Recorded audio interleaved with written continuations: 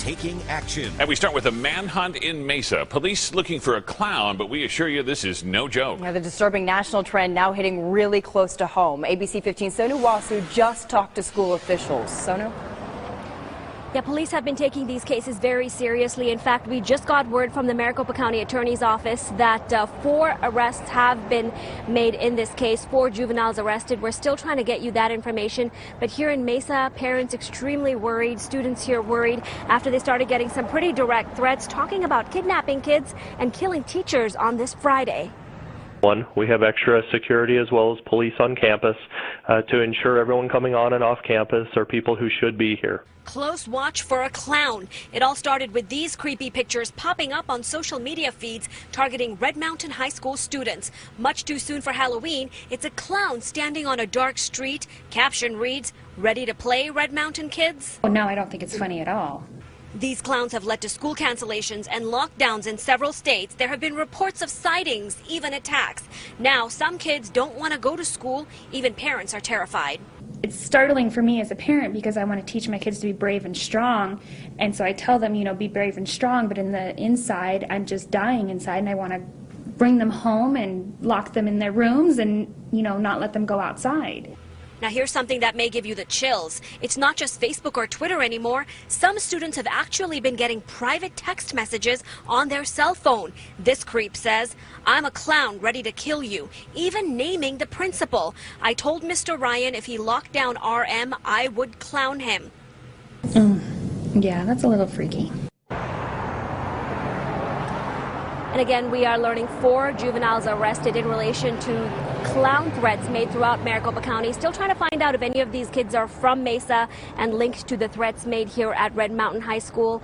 But they are facing some serious charges. I'm going to read directly from the county attorney's quote here. "Any threat made to the lives of innocent students and parents invokes fear in children, school personnel, and this will not be seen as a joke." That comes from the county attorney's office. We'll get you more information as soon as we get it. Back to you. Yeah, it's just plain sick is what it is.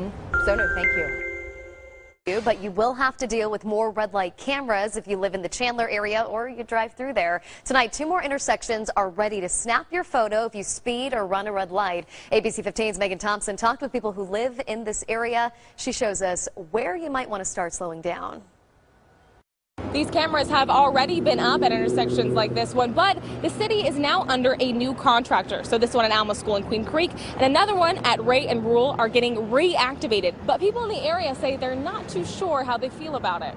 For mother of 2, Sarah Wilson, it's a little embarrassing to reveal how she got her first and only photo enforcement ticket. I was dancing while I was jamming to some good old songs. Despite the $250 fine, she says the cameras are more beneficial than they are harmful. I mean, do I want to pay it? No, but did I do it? Yeah, so, it is what it is, I feel. One of those things. A majority of others feeling the same way, like it's just something they have to get used to, and hopefully a way to keep drivers safer. I think it makes them more aware, makes it less likely to want to kind of cheat the edge. If they have a deterrent for people to run the red lights, then it's a good idea. If it's just for revenue producing, then no. But for Wilson, if someone is going to speed or run a red light, she's not sure the flash will make the biggest difference. People, if they're going to run red lights, they're going to run red lights. If people are going to drink and drive, they're going to drink and drive. So it's really just, I have to be as safe as I can. That grace period will end on October 30th with full violations starting the very next day. So if you want to see all the locations where those red light cameras are up, we have a detailed map on our website, ABC15. Thanks. As we work to get more information on those killed in today's deadly crash on 195 in Westport, we're hearing more from a man who survived. And state police say 3 people were killed and 5 injured in a crash along the Westport-Dartmouth line this morning. Eyewitness News reporter Perry Russum is live along the highway in Westport with the latest. Among the injured in today's crash are a 25-year-old man and a toddler. Right now they're at the hospital. State police say they were in the car that was hit head-on. The collision set off a chain reaction of crashes along 195. Massachusetts State Police say a van headed westbound crossed the grassy median, hitting a car head-on. It's almost like you see something bad happening to you right before your eyes, you know, and it's something that is unexplainable. State police say 2 people in the van and a 23-year-old woman from New Bedford in the car were killed. Rafael Carancho's car was one of the handful hit. He says he saw cars twisting, flipping over, and catching on fire, all while his 5-year-old son was in the back seat.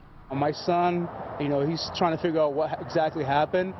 But as opposed to me, I feel a little shooken up, you know what I mean, because of mainly of what I saw. This happened by exits 10 and 11 on the Westport-Dartmouth border during the rush hour drive. This is pretty bad. In the last 10 years that I've been here, it's the first one that I've witnessed anyway. Debris stretched over the entire eastbound lane. It took nearly 3 hours to clear the highway. It's a sad thing, you know, we don't know when that's our turn to go, so my best thing to do is just pray for the families. State police say they're still trying to figure out why that van crossed the median. They say they'll release the names of those who were killed once their families are notified. Live in Westport with the Mobile Newsroom, Perry Russom, Eyewitness. For more on the investigation into the train crash, we're joined by Mark Rosenker, our CBS News National Transportation Safety Analyst. He's a former chairman of the National Transportation Safety Board, and he's in our Washington Bureau. Mark, good morning. Good morning, Anthony. Mark, you've been involved in hundreds of these investigations. Tell me what the NTSB is looking for right now. What's the most important information they can get from this investigation, from the event, from the image recorders? Well, right now they are having some tremendous challenges with the event recorder. They've had to send it to the manufacturer, so they've sent a technician from the recordings laboratory in Washington along with the device down to work with the manufacturers to be able to actually download the data. That data is going to share with us what the speed was, if in fact the engineer attempted to stop the train in any way, and ultimately did he attempt to even use the emergency braking system. So this GO team was sent just within hours of the crash itself by the NTSB. What exactly is its responsibility? These are about a dozen folks. They include an investigator in charge, a member of the board, some press staff, but the professional investigators that will be there will be looking at the equipment. They'll be looking at the track. They'll be looking at signals. They'll be looking at see if there was positive train control. They're also going to be looking at signals. They'll be looking also with the human factors issue and survival factors. Mark, there was another crash at this Hoboken terminal in 2011 involving a PATH train. Will those findings be part of this investigation? Well, it's coincidental that this accident actually occurred almost at the same time that the accident occurred at the 2011 Hoboken station accident. Clearly, they're going to look at that, but the evidence that, in fact, is presented before them with this accident may end up having some different issues. So, Mark, this commuter train, as you mentioned, was not equipped with positive train control technology. What exactly is that, and how might it have impacted this situation? Positive train control is an advanced series of technologies using elements of GPS, radio, track signaling, and computers on board the locomotive. What it's designed to do is to actually monitor the train's performance, and if in fact it begins to overspeed or go through signals, it will alert the engineer, and if the engineer does not react, it will take over the train and stop it. All right, Mark Rosenker in Washington this morning. Thank you, Mark. You bet. This is a vision of a flight to Mars. It's the vision of space entrepreneur and Tesla founder Elon Musk, who unveiled a plan this week for putting a permanent human colony on the red planet. Now, Musk estimates it will take from 40 years to a century to get a self-sustaining colony going there. But is that really possible? Let's talk about it with Jeffrey Kluger, Time Magazine's editor-at-large. Good morning. Good morning. And we've always known Elon Musk is a big thinker. He dreams big. How is he really going to be able to put this in place? Well, big is the key word here. He envisions beginning with rockets with 26 million pounds of thrust. Now, to put that in perspective, the Saturn V moon rocket, the largest rocket ever built, had 7.5 million. So it's a very big rocket he wants to build.